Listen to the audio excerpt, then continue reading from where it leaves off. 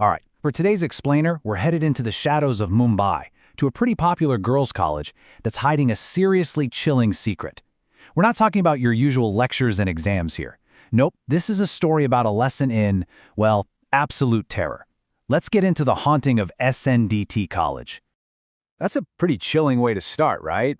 And for the two young guys in our story, they're about to find out firsthand that some classrooms you just don't enter after dark. Ever. You know, every good ghost story has to have that one person who doesn't believe, right? The skeptic.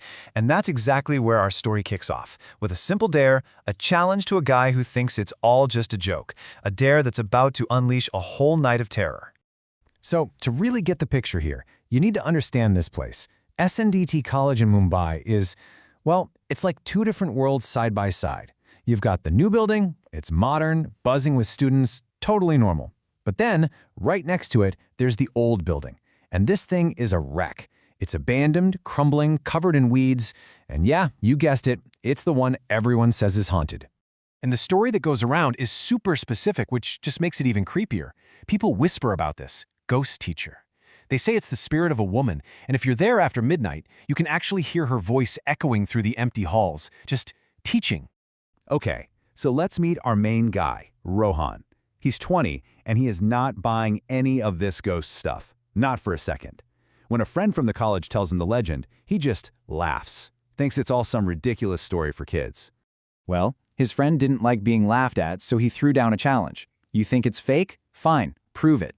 Spend one night in the old building. And Rohan, being the guy he is, wasn't about to back down from a dare. He says, "You're on." And just for good measure, he decides to bring his buddy Vishal along for the ride. And just like that, it's happening. It's 1:30 in the morning.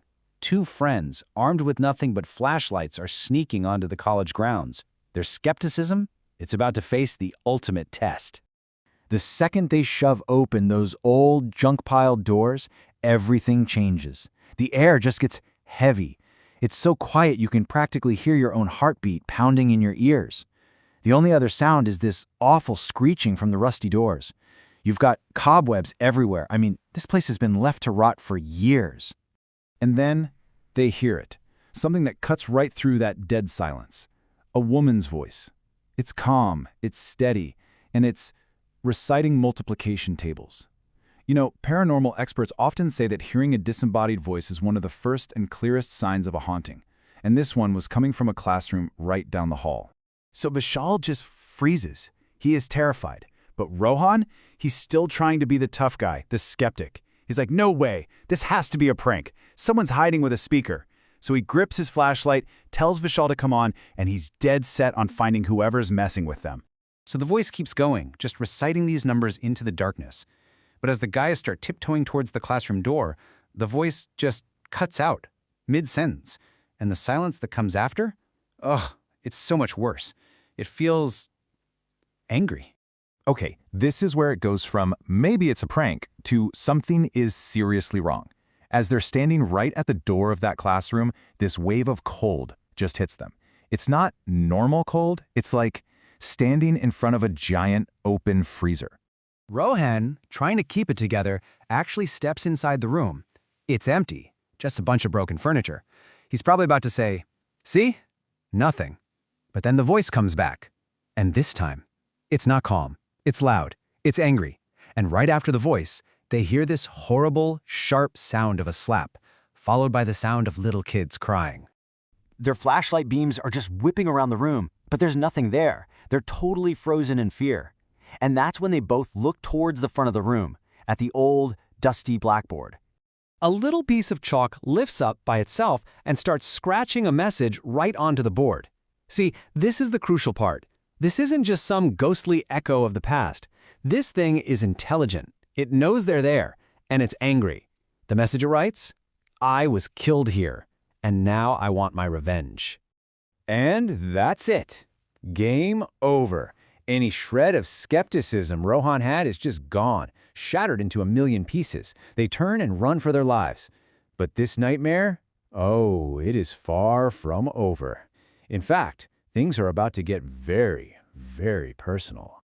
They are scrambling, falling over each other to get out of that classroom, down the hall, and they burst back outside into the night air.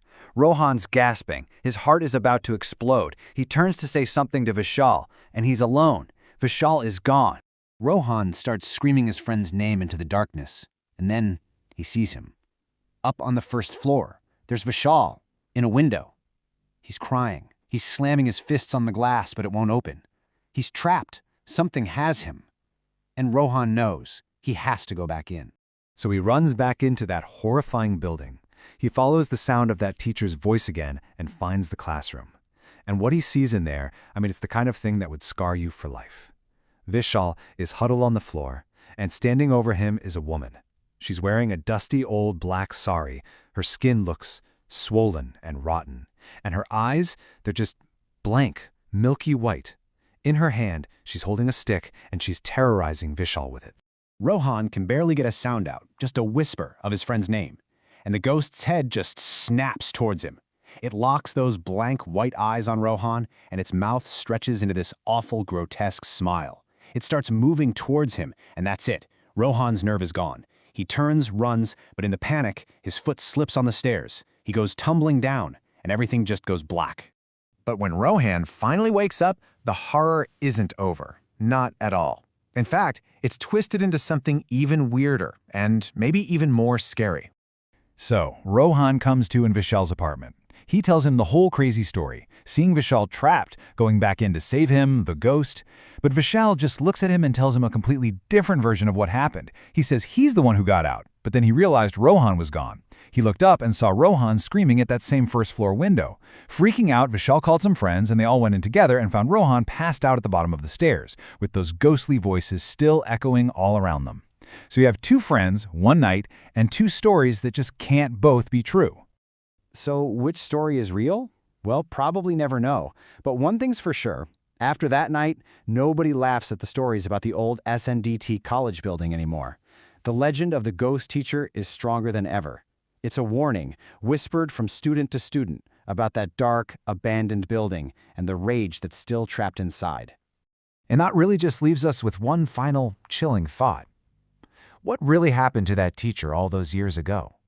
And when the campus is quiet and dark, is her vengeful spirit still waiting in that old building for her next student?